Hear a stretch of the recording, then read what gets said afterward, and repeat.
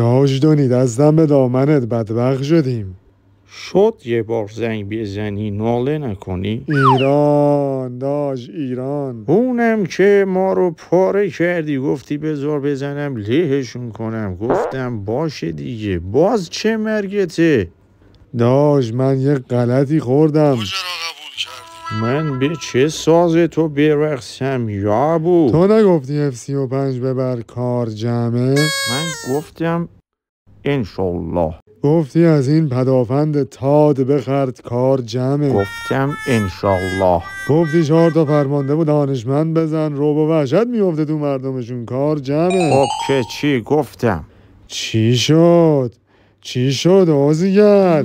یابو من 2 ماه صبر اینا رو گرم کردم که تو هر چی میخوای آماده کنی. باز قهوه‌ایت جون کردم. داشت جای به این سفتی آب نریخته بودم. الحق کلاته کوچه های خلوتی.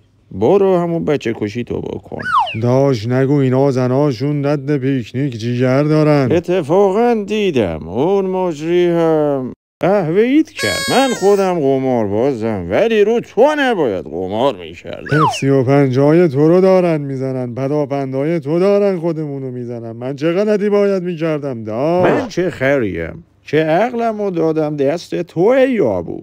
دیگه رو من حساب نکن. منو بگیرن یه چک بخورم زنده و مردت و لو میدم داش.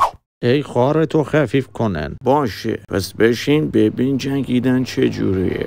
2 روز دیگه از تهران زنگ میزنم. جان عزیز دیگه بیدو بلند کن. 2 تا ناو میار تو خلیج فارس. اینا بکشن عقب من یه نفسی بکشم. یه کاریش میکنم.